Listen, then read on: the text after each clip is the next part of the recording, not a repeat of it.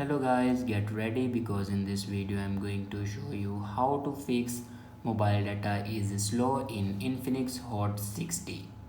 So watch this video carefully and follow every step as I'm showing in video, and don't forget to subscribe the channel.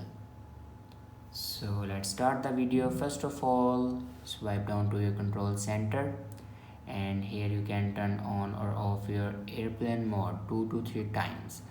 After turn on or off your airplane mode, then go back to your home screen and check your network connection works properly or not. If it doesn't work properly, then reinsert your SIM card.